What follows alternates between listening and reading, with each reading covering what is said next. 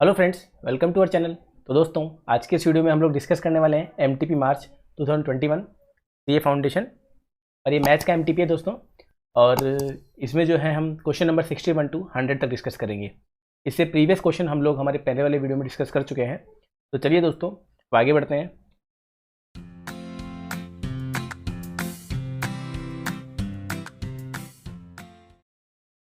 तो चलिए दोस्तों, 61 क्वेश्चन क्या है दोस्तों। 61 क्वेश्चन थ्योरेटिकल क्वेश्चन है दोस्तों। इसमें पूछा है histogram is used for presentation of following type of series. दोस्तों, कौन सी सीरीज के लिए हिस्टोग्राम को यूज़ किया जाता है दोस्तों। तो हम सभी जानते हैं दोस्तों कि फ्रीक्वेंसी सीरीज जो है उसके लिए हम हिस्टोग्राम को यूज़ करते हैं दोस्तों। फ्रीक्वेंसी सीरीज के लिए हम देख सकते हैं कि फ्रीक्वेंसी सीरीज जो है उसी के लिए हम इसको यूज़ करते हैं। तो इसका आंसर हो गया बी दोस्तों। नेक्स्ट क्वेश्चन दोस्तों, the graphical representation of cumulative frequency distribution is called. दोस्तों, सीधा सीधा क्वेश्चन है, सिंपल क्वेश्चन है बहुत ही। आप अपने जो आईसीआई का आपको जो मटेरियल मिला हुआ है उसमें आप देखेंगे तो क्यूमुलेटिव फ्रीक्वेंसी डिस्ट्रीब्यूशन है जो ऑगी को रिप्रेजेंट करता है दोस्तों। 63rd क्वेश्चन दोस्तों, आपको कुछ नंबर ऑफ एक्सीडेंट्स दिए हुए हैं और उनकी फ्रीक्वेंसी दी हुई है। तो आपको पूछा गया है कि हाउ मेनी केसेस 5 और मोर एक्सीडेंट्स अकर। 5 और मोर, तो 5 और मोर, ठीक है। 5 एक्सीडेंट्स के कितने केस है? 27, 6 के 18, 9 के 7 के 9। टोटल केस कितने हो गए? 27 प्लस 18 प्लस 9 कितना होता है दोस्तों? 27 8 35 10 45 9 4। ठीक है दोस्तों, डी ऑप्शन हो गया। नेक्स्ट दोस्तों, 64th क्वेश्चन क्या बोलता है दोस्तों? The difference between upper limit and lower limit of a class. मतलब upper limit minus lower limit. दोस्तों इसको हम क्या बोलते हैं? इसको हम बोलते हैं दोस्तों क्लास इंटरवल। आप सभी को पता है, क्लास बाउंड्री में कंफ्यूज मत हो जाना दोस्तों, तो क्लास इंटरवल बोलते हैं। 65th दोस्तों, a man travels at a speed of 20 kilometre per hour and then returns at a speed of 30 kilometre per hour, then average speed. दोस्तों एवरेज पूछा है, बट यहाँ पर ध्यान देना है कि आपको यहाँ पर रेट दी हुई है दोस्तों। किलोमीटर पर आवर में आपको रेट दी हुई है, किस रेट से वो ट्रेवल कर रहा है। ठीक है दोस्तों, स्पीड दी हुई है, स्पीड आपकी एक रेट है किलोमीटर पर आवर में। तो रेट दी हुई है, तो रेट में हम डायरेक्ट मीन नहीं निकालते हैं। रेट में जो हम निकालते हैं वो बोलते हैं HM, हार्मोनिक मीन निकालते हैं दोस्तों। हार्मोनिक मीन का फॉर्मूला आपको पता ही होगा। हार्मोनिक मीन का फॉर्मूला होता है आपका n अपॉन समीशन 1/r। ठीक है दोस्तों, यहाँ पर n कितना है? 2। r हो गया आपका 1/20 प्लस 1/30 कितना हो गया दोस्तों? 2 अपॉन, तो आपने एलसीएम लिया अगर तो ये हो गया 60 3 + 2। आगे आप सॉल्व करेंगे तो 2 × 3 अपॉन 0 to 5 24। ठीक है दोस्तों, ये तो आ गया आपका फॉर्मूले वाला मेथड। बट अगर किसी ने नहीं पढ़ा हो हार्मोनिक मीन तो वो कैसे सॉल्व करे, इसको गलत तो नहीं कर दे। तो आप सोचिए दोस्तों, ये ए पॉइंट है, ये बी पॉइंट है, ठीक है। आप यहाँ से यहाँ गए और यहाँ से वापस आए, ठीक है। लेट सपोज यहाँ से यहाँ गए, यहाँ से यहाँ आए 60 किलोमीटर, 60 किलोमीटर जाना, 60 किलोमीटर आना, टोटल ट्रेवल हो गया 120 किलोमीटर, ठीक है। अब दोस्तों अगर ये 20 की स्पीड से गया तो जाने में इसको लग गए 3 घंटे, प्लस आने में इसको लग गए 30 की स्पीड से आया तो 2 घंटे। Total distance upon total time. आपका स्पीड का फॉर्मूला क्या होता है? Distance kilometre upon R, total distance upon total time. 120 kilometre जाने में इसको 3 घंटे प्लस 2 घंटे 5 घंटे लगेंगे दोस्तों। तो ये हो गया 120/5, 24 किलोमीटर पर आवर। इसकी एवरेज स्पीड होगी दोस्तों। इस तरीके से भी एवरेज स्पीड निकाली जा सकती है। ये एक थोड़ा कॉन्सेप्चुअल मेथड हो गया। चलिए दोस्तों आगे देखते हैं। द सम ऑफ स्क्वायर क्या बोल रहा है दोस्तों? The sum of square of deviation, sum of square of deviation of a set of observation X में से आपने सेट, आपके जो ऑब्जर्वेशन का सेट है वो है एक्स, उसमें से आपने किसी को माइनस किया, ए बोल देता हूँ, स्क्वायर का सम एज द स्मॉलेस्ट वैल्यू। आपको ये कहा गया AM, GM, HM तीनों में से स्मॉलेस्ट कौन सा है। दोस्तों ये एक थ्योरेटिकल क्वेश्चन है, अगर आपको नहीं भी आता है तो आप एक काम कर सकते हैं, आप एक एग्जांपल ले लीजिए। आपको सेट ऑफ ऑब्जर्वेशन दे देते हैं, लेट सपोज 5, 10 और 20, ठीक है। ये आपको सेट ऑफ ऑब्जर्वेशन दे दिए 5, 10, 20। तो आप एक काम कीजिए, अब आप निकालिए सबसे पहले summation x minus arithmetic mean का square summation x minus geometric mean का स्क्वायर और summation x minus harmonic mean का स्क्वायर। ठीक है दोस्तों, तो मैं ए एम निकाल देता हूँ। ए एम इसका आएगा आपका 5, 10, 20 कितना आएगा दोस्तों? ए एम इसका आएगा आपका 35 divided by 3 that is 11.67। G M इसका आएगा दोस्तों, जी एम आप देख सकते हैं 5, 10, 20 ज्योमेट्रिकल सीरीज में तो 10 हो गया। एंड थर्ड आपका एच एम कितना आएगा दोस्तों? एच एम अगर आप कैलकुलेट करेंगे 3/1/5 plus 1/10 plus 1/20 and that is 8.57। ठीक है दोस्तों, ये आ गया 8.57। अब x माइनस ए एम का स्क्वायर लेंगे तो x माइनस ए एम का स्क्वायर लेंगे तो ये आपका आएगा 6.67 का स्क्वायर।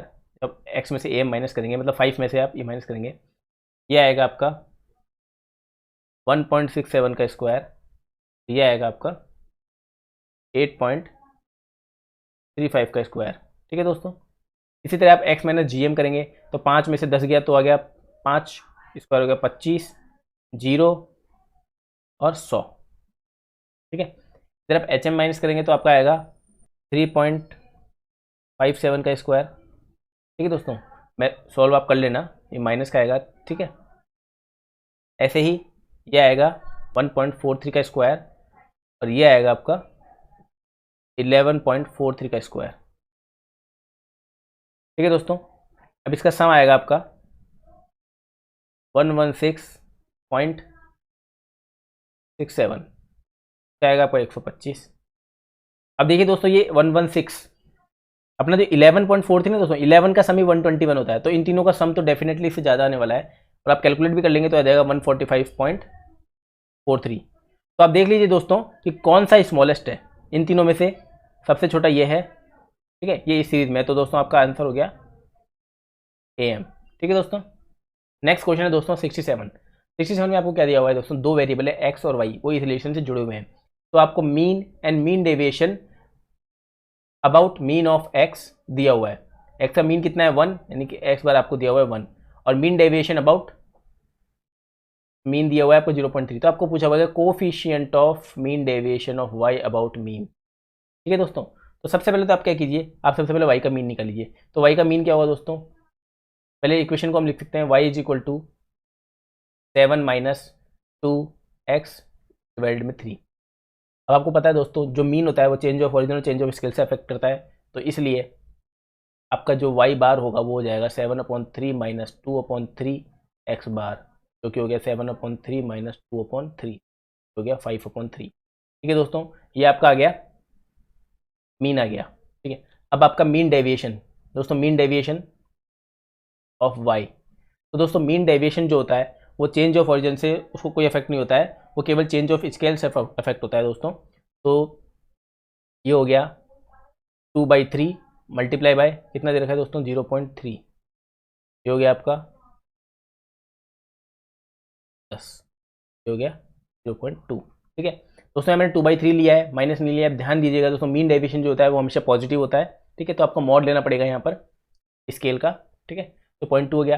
अब आपको क्या निकालना है दोस्तों? Coefficient of mean deviation, coefficient of mean deviation that is 0.2 with respect to आपको लेना है मीन, अबाउट मीन लेना है। तो मीन कितना है आपका 5/3 मल्टीप्लाई बाई 100 कितना हो गया दोस्तों? ये हो गया आपका 3/5 100। तो दोस्तों अगर आप देखेंगे तो ये आ जाएगा 12। ठीक है दोस्तों, चलिए आगे बढ़ते हैं दोस्तों। आपको दिया हुआ है दोस्तों ए एम और एच एम दिया हुआ है 2 नंबर का। ठीक है, और आपसे पूछा जी एम, तो दोस्तों हम जानते हैं कि G M is equal to होता है under root A M H M that is 5 multiply by 3.2 हो गया 16 4। ठीक है दोस्तों, बहुत ही सिंपल क्वेश्चन है। नेक्स्ट क्वेश्चन दोस्तों आपको दिया हुआ है what is the coefficient of range for the following distribution. Coefficient of range का फॉर्मूला दोस्तों क्या होता है? आपको पता हो तो कोफिशिएंट ऑफ रेंज का फॉर्मूला होता है coefficient of range is equal to L minus S upon L plus S. ठीक है दोस्तों, तो यहाँ पे क्या है दोस्तों, ये आपको जो इंटरवल दिया हुआ है कंटिन्यूस नहीं है। सबसे पहले हम इसको कंटिन्यूस में कन्वर्ट कर लेंगे। ठीक है, तो कंटिन्यूस में कन्वर्ट करने के लिए हम इसको लिख सकते हैं 9.5 और इसको लिख सकते हैं 19.5।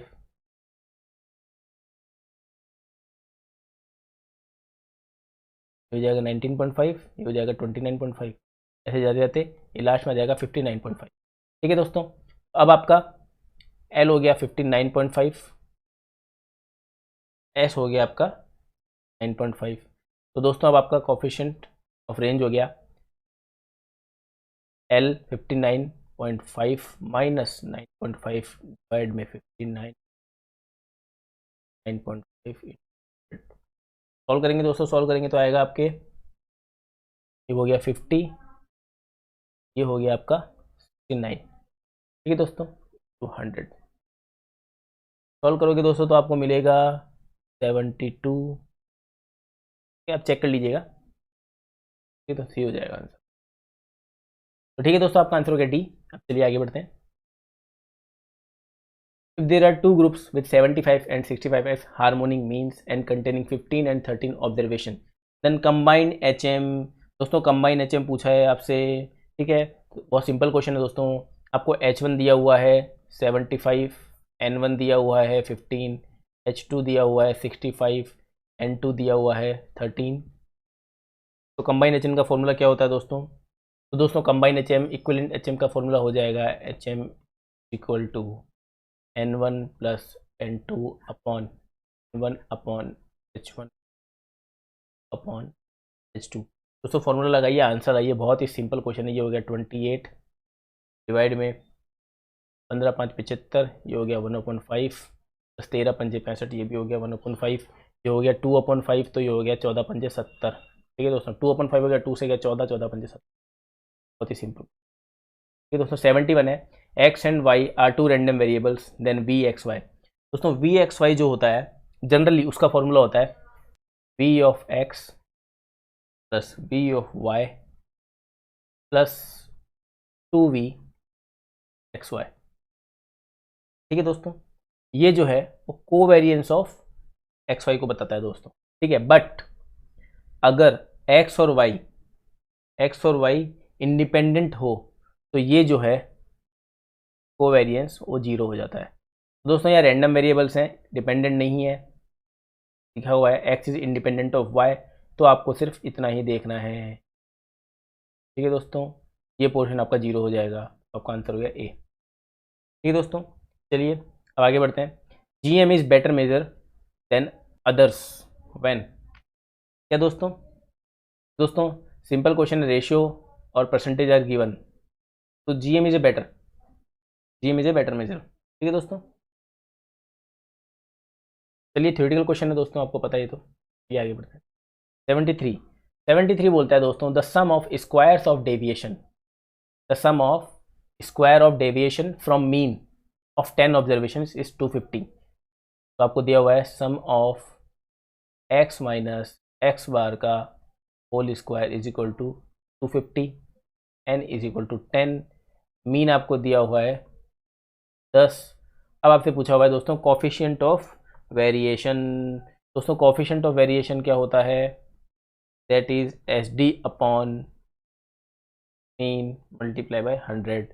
ठीक है दोस्तों, SD क्या होता है? SD बराबर होता है under root summation x minus x bar का स्क्वायर अपॉन n। ये हो गया दोस्तों 250 ऑन 10 का अंडर रूट 5 आ गया दोस्तों। तो आपका कोफिशिएंट ऑफ वेरिएशन हो गया 5/10 100, 5/10 का 50% होता है दोस्तों। तो बहुत ही सिंपल क्वेश्चन था, फॉर्मूला बेसिस क्वेश्चन है। चलिए दोस्तों, अब आपको इक्वेशन दी हुई है एक लाइन की, आपको बोला गया mean deviation of Y about mean is 5, Y का दिया हुआ है, तो आपको calculate the mean deviation of X. ठीक है दोस्तों, वाई का दिया हुआ है तो एक्स में इक्वेशन को लिखेंगे तो क्या हो जाएगा? एक्स इज इक्वल टू हो जाएगा 17/5 माइनस 2/5 वाई।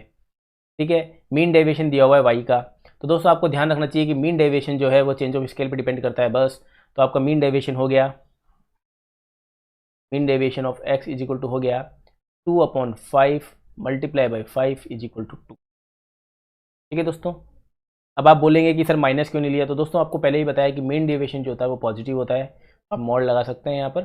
ठीक है, नेक्स्ट दोस्तों, वेरिएंस ऑफ एक्स 5, तो find the variance of this. तो दोस्तों आपको Vx दिया हुआ है, आपको पूछा गया है V ऑफ 2 माइनस 3x, ठीक है। तो दोस्तों वेरिएंस जो होता है, मीन डेविएशन में आप स्केल ले लेते हैं, वेरिएंस में आप स्केल का स्क्वायर ले लेंगे दोस्तों। वेरिएंस जो होता है वो स्केल के स्क्वायर पे डिपेंड करता है, ठीक है। तो ये हो जाएगा आपका, स्केल कितनी चेंज होगी दोस्तों, स्केल चेंज होगी 3 से, तो ये होगा 3 का स्क्वायर, माइनस 3 का भी स्क्वायर लेंगे तो प्लस हो जाएगा, मल्टीप्लाई बाय आपको पहले कितना है 5, तो ये हो गया 3 3 9 पंजे 40, ठीक है दोस्तों। यहाँ पे स्क्वायर से मल्टीप्लाई होता है दोस्तों, ठीक है। चलिए आगे बढ़ते हैं। 76 दोस्तों आपको दिया गया है कि x का मीन जो है वो 50 है, तो मीन ऑफ 10 प्लस 5x का कितना होगा दोस्तों। बहुत ही सिंपल क्वेश्चन है। मीन जो होता है दोस्तों चेंज ऑफ स्केल और चेंज ऑफ ओरिजिन दोनों पे डिपेंड करता है। तो जो u का मीन हो जाएगा u bar is equal to हो जाएगा 10 प्लस 5, x बार कितना है दोस्तों 550, तो ये हो जाएगा 2 से, ठीक है दोस्तों। चलिए अब आगे बढ़ते हैं। The sum of square of the values, sum of square of the values, summation x का square is equal to 3390, n दिया हुआ है आपको 30, स्टैंडर्ड डेविएशन आपको दिया हुआ है 7, तो आपको पूछा है मीन।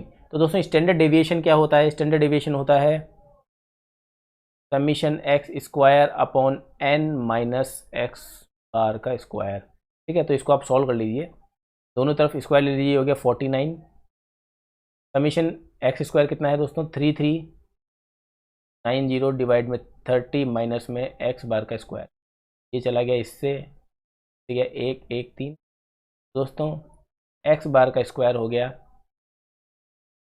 तो 13 माइनस 49, दैट इज़ 113 माइनस 49 हो गया दोस्तों 64, तो आपका एक्स बार हो गया 8, ठीक है दोस्तों। कैलकुलेटर से ही फास्ट हो रही है दोस्तों अपनी कैलकुलेशन, ठीक है। चलिए अगला बोल रहा है दोस्तों 78 में बोल रहा है कि विच of the following measures of central tendency can not be calculated by graphical method. Can not be calculated दोस्तों, ध्यान दीजिएगा, कैन नॉट बी कैलकुलेटेड। तो दोस्तों हमने देखा था कि मोड जो है उसको हम कैलकुलेट कर लेते हैं हिस्टोग्राम से, ठीक है। मीडियन और क्वार्टाइल को हमने कैलकुलेट कर लिया था ओगिव से, तो बचा कौन सा, मीन को हम नहीं कैलकुलेट कर पाते हैं दोस्तों ग्राफिकल मेथड से, तो आंसर हो गया ये। चलिए next, in a non leap year the probability आ गई है दोस्तों, प्रोबेबिलिटी पे ध्यान दीजिएगा। Probability of getting 53 Sundays, non leap year है दोस्तों, नॉन लीप ईयर में कितने दिन होते हैं 365, ठीक है। 53rd संडेज, 53rd ट्यूजडेज और 53rd थर्सडेज, क्या प्रोबेबिलिटी होगी दोस्तों। सबसे पहले मैं आपको बता देता हूँ कि एक साल में कितने संडे होते हैं दोस्तों। 52 वीक्स होते हैं, 52 मल्टीप्लाई बाय 7, ये हो गया 364 डेज। तो अपने 364 डेज में 52 वीक्स आ जाते हैं, 52 वीक्स आ जाते हैं, उसमें 52 संडे, 52 मंडे, 52 ट्यूसडे, 52 थर्सडे, सब 52 होते हैं। अब बचा दोस्तों एक दिन, नॉन लीप ईयर है तो 365 हो गया, एक दिन बचा है, वो एक दिन के संडे होने की प्रोबेबिलिटी क्या हो गई, फेवरेबल एक संडे, टोटल 7, 1/7, और बोला है प्लस ट्यूसडे होने की भी 1/7 हो गई, प्लस थर्सडे होने की 1/7 हो गई, टोटल प्रोबेबिलिटी कितनी हो गई दोस्तों 3/7। नेक्स्ट दोस्तों ए और बी दो इवेंट हैं, ठीक है। तो ए की प्रोबेबिलिटी दी है, बी की दी है, ए यूनियन बी दिया है, आपको पूछा गया है P A dash upon B dash, conditional probability है, इसको हम लिख सकते हैं P A dash upon B dash is equal to P A dash intersection B dash upon P B dash. दोस्तों आपको पता होगा इसको हम लिख सकते हैं पी ए यूनियन बी का डैश अपॉन पी डैश। तो पी ए यूनियन बी के डैश को क्या लिख सकते हैं 1 minus P A union B, और इसको लिख सकते हैं 1 माइनस पी ऑफ पी। अब दोस्तों फॉर्मूला रखो, आंसर लाओ। एक में से 5/6 गया तो ये हो गया 1/6, एक में से 3/5 गया तो ये हो गया 2/5, ठीक है दोस्तों, बहुत ही सिंपल है। तो ये हो गया 5 ऊपर चला गया 5/12। दोस्तों एक ट्रिक बता देता हूँ, वैसे आपको आती होगी फिर भी बता देता हूँ। तो प्रोबेबिलिटी क्वेश्चन होते हैं, अगर उन्हें 1 माइनस करना हो तो कैसे करना है, ये 5/6 है ना, तो 6 में से 5 को माइनस कर दो, बस इतना ही है। 6 में से 5 गया 1 बच्चा 1/6 आ गया, ऐसे 5 में से 3 को माइनस कर दिया 2 बच्चा 2/5 आ गया। ज़्यादा सॉल्व करने की जरूरत नहीं है, ऑब्जेक्टिव क्वेश्चन है, सब्जेक्टिव होता तो पूरा सॉल्व करके दिखाते, ठीक है। अब दोस्तों बोला गया द ऑड्स आर अगेंस्ट, ठीक है, अगेंस्ट 9:5, 9:5 आपके ऑड्स दिए हुए हैं, against a person who is 50 years living till he is 70, ठीक है दोस्तों, and 8:6 against a person who is 60 living till 80। तो दोस्तों ये क्या बता रहे हैं पहले वो देख लेते हैं। दोस्तों ये ऑड्स अगेंस्ट में है, तो ये जो होंगे ना, हमको बोला गया लिविंग टिल 70, लिविंग टिल 70 के अगेंस्ट में है, तो ये नॉन फेवर्ड पार्ट हो गया और ये हमारा फेवरेबल पार्ट हो गया। ठीक है दोस्तों, इसी तरह ये भी नॉन फेवरेबल हो गया, ये भी फेवरेबल हो गया। तो 70 तक अगर ये आदमी जीता है तो उसके ऑड्स जो है ना 9 अगेंस्ट में और 5 इसके फेवरेबल है। ठीक है, 9:5 में दिए गए ऑड्स। तो दोस्तों इसकी प्रोबेबिलिटी निकाल लेते हैं। मान लीजिए इस पर्सन को बोलते हैं हम ए और इस पर्सन को बोलते हैं हम बी। तो ए के 20 साल जीने की प्रोबेबिलिटी क्या हो गई, 50 का है 70 तक जीने, मतलब 20 साल जीने की प्रोबेबिलिटी क्या हो गई, जीने की हो गई फेवरेबल 5/14। और जो बी है हमारा उसकी जीने की प्रोबेबिलिटी क्या हो गई 6/14, 20 साल जीने की है ना। ये 50 से 70 तक जिएगा और ये 60 से 80 तक जिएगा, तो 20 साल जीने की प्रोबेबिलिटी हो गई। अब क्वेश्चन बोल रहा है कि प्रोबेबिलिटी निकालो कि at least one of them will be alive after 20 years, मतलब इनमें से कम एक 20 साल के बाद भी जिंदा रहेगा। ये प्रोबेबिलिटी दोस्तों कम से कम एक की निकालनी है, तो हम ये भी निकाल सकते हैं कि दोनों में से कोई भी जिंदा नहीं रहे। समझे, नहीं समझ में आया? हम ये भी प्रोबेबिलिटी निकाल सकते हैं कि 1 माइनस दोनों में से एक भी जिंदा ना रहे, ऑल डेड की प्रोबेबिलिटी क्या होगी। अगर ऑल डेड को निकाल दिया तो जो बचेगा उसमें कम से कम एक तो जिंदा होगा, दोनों भी जिंदा हो सकते हैं। ठीक है, तो 1 माइनस ऑल डेड की प्रोबेबिलिटी निकाल लेते हैं। 1 माइनस ऑल डेड की क्या हो गई दोस्तों, ए का P A dash, P B dash, A भी मर गया बी भी मर गया, तो ये हो गया 1 माइनस, ये हो गया 9/14 मल्टीप्लाई बाई, ये हो गया 8/4। ठीक है दोस्तों, इसको सॉल्व कीजिए। ये हो गया आपका 1 माइनस 8/72/196। ठीक है, इसको 4 से डिवाइड करते हैं, ये हो गया 18 और ये हो गया 49। ठीक है, तो आपका 49 माइनस 18, 49 माइनस 18 हो गया 31/14। ठीक है दोस्तों, ये हो गया आपका।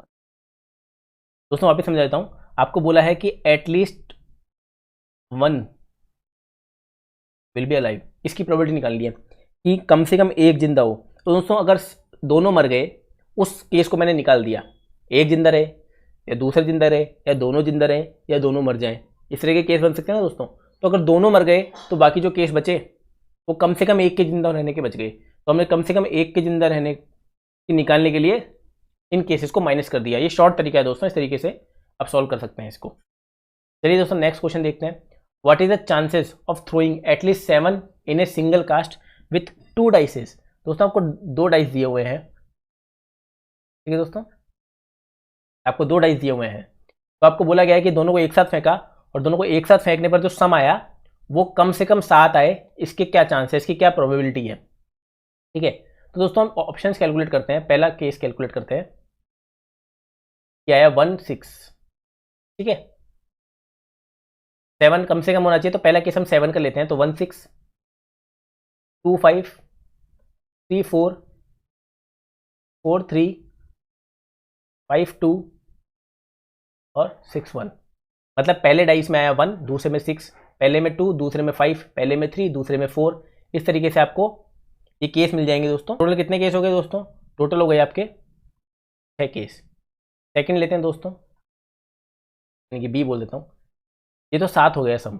अब हम लेते हैं 8 सम हो, तो अगर 8 सम हो तो 1 और 6, इससे मैक्सिमम नहीं आ सकता, तो हम लेते हैं 2 से स्टार्ट करते हैं। 2 और 6, ये 8 का सम हो गया। थर्ड 3,5 4,4, 8 का केस ही हो गया। 5,3 एंड 6,2। ठीक है, तो इसमें हो गए 5 केस। सी हो गया दोस्तों, जब सम 9 हो, इसमें हो गया 3,6 5,4 4,5 और 6,3। इसमें हो गए दोस्तों 4 केस। ऐसे ही दोस्तों इसमें सम 7 है, इसमें सम 8 है, इसमें सम 9 है, ये 10 का होगा इस दोस्तों। इसमें आपके 3 ही केस बनेंगे। 3 केस कैसे, 4 6 6 4 और 5 5। ऐसे ही आपका 11 का हो गया, इसमें आपके 2 केस आएंगे। 12 का हो गया, इसमें आपका एक केस आएगा 6 6 का। ठीक है दोस्तों, 12 के ऊपर आप नहीं जा सकते, 12 से मैक्सिमम इसका सम नहीं आ सकता है, दोनों में मैक्सिमम नंबर 6 है, तो 6 6 12 हो गया। ठीक है दोस्तों, टोटल केस कितने हो गए, 6 और 5 11 और 4 15 और 3 18 और 2 20 और 1 21, टोटल 21 केस हो गए दोस्तों। तो 21 आपके फेवरेबल केस हो गए, तो आपकी प्रोबेबिलिटी क्या, 21 अपॉन टोटल केस कितने होते हैं दोस्तों, 6 6 36। ठीक है, तो ये हो गया 7 12, ये हो गया आपका आंसर दोस्तों। ठीक है दोस्तों, अब नेक्स्ट क्वेश्चन पे आते हैं, 83 क्वेश्चन दोस्तों। 83 क्वेश्चन क्या बोलता है दोस्तों, correlation coefficient R B X Y and B by X all have signs, मतलब डिफरेंट साइन होते हैं, सेम साइन होते हैं, बोथ। ठीक है, बोथ, बोथ मतलब डिफरेंट भी होते हैं और सेम भी होते हैं, नहीं दोस्तों, आपका आंसर है बी सेम। दोस्तों सेम साइंस होते हैं तीनों के, आपने कई बार पढ़ा होगा कि जो correlation coefficient R B X Y B X तीनों के सेम साइन होते हैं। 84th क्वेश्चन दोस्तों, the covariance between two variable is, दोस्तों कोवेरियंस होता है जो टू वेरिएबल्स का, वो पॉजिटिव भी हो सकता है, जीरो भी हो सकता है, नेगेटिव भी हो सकता है, डी है दोस्तों इसका आंसर। चलिए दोस्तों नेक्स्ट क्वेश्चन पे चलते हैं। ये भी दोस्तों आपको change of scale, change of origin के बेसिस पे करना है।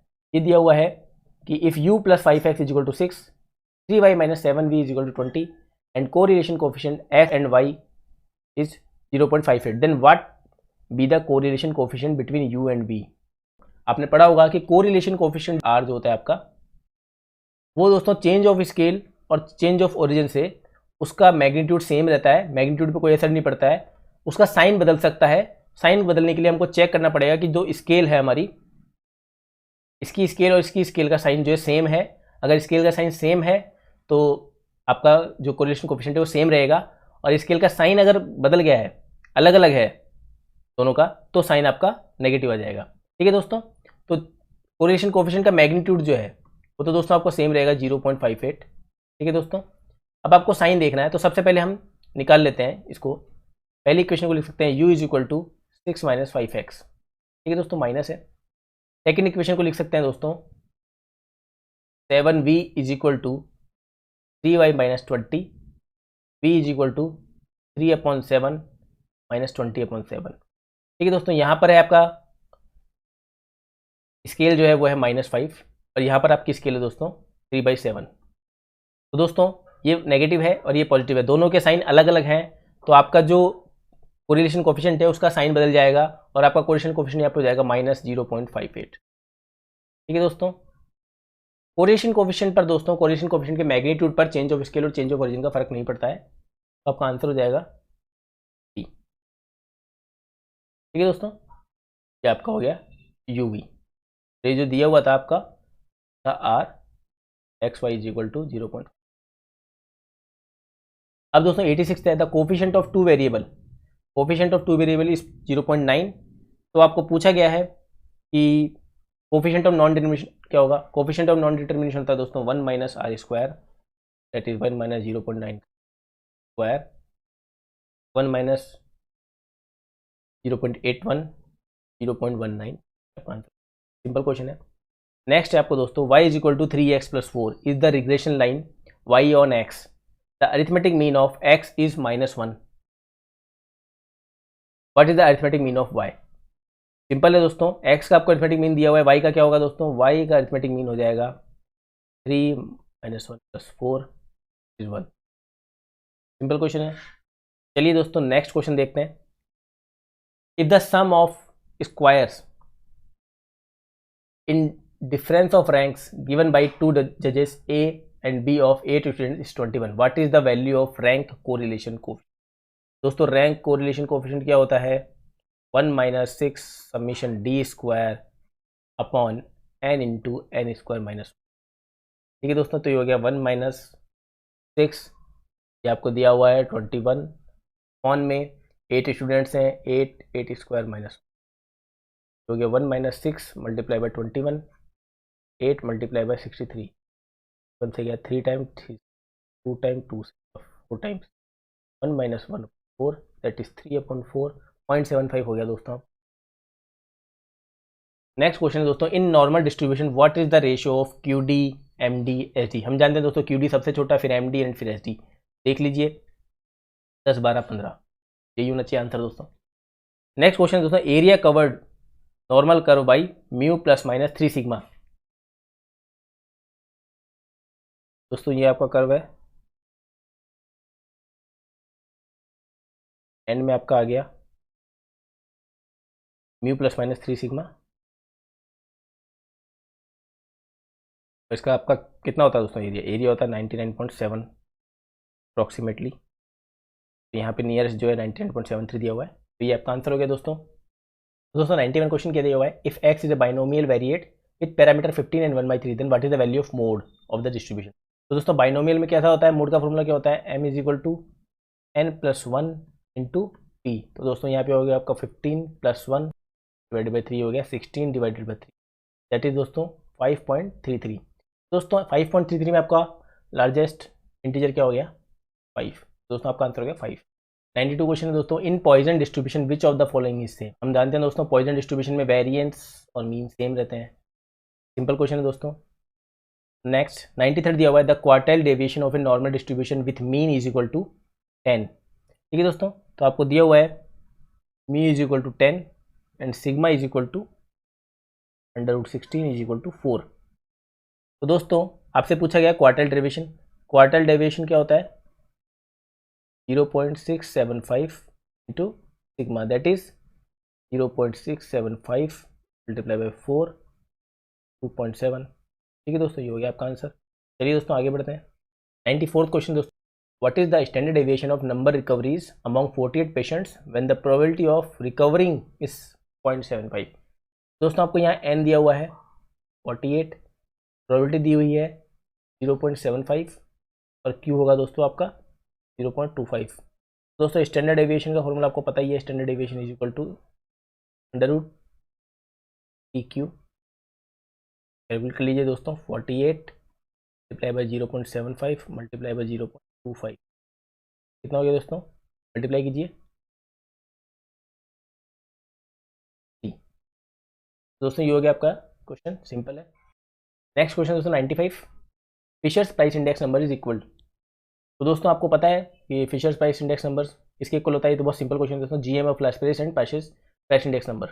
चलिए दोस्तों नेक्स्ट क्वेश्चन तक चलते हैं। 96 question, the price of commodity in the year 2015 and 2020 were 25 and 30 respectively, taking 2015 as base year, the price relative is. तो दोस्तों इस क्वेश्चन को करते हैं। इस क्वेश्चन को आपको पता है दोस्तों, प्राइस रिलेटिव का फॉर्मूला क्या होता है, P1 upon P0 is equal to आपका लेटेस्ट क्या है दोस्तों 2020, इसका हो गया 30 डिवाइडेड में 25, दैट इज दोस्तों 120। दोस्तों इस क्वेश्चन में कुछ प्रिंटिंग मिस्टेक है, ठीक है, इसलिए इसका आंसर इसमें दिया हुआ नहीं है। चलिए दोस्तों नेक्स्ट क्वेश्चन करते हैं।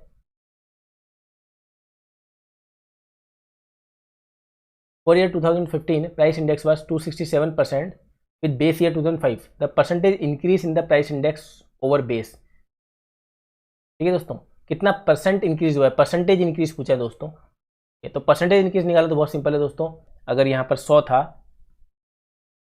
2005 में, तो 2015 में ये 267 हो गया है, तो परसेंटेज इंक्रीज कितना हुआ दोस्तों, percentage increase is 267 minus 100 divide में 100 बाई 100। ठीक है दोस्तों, तो ये हो गया 167।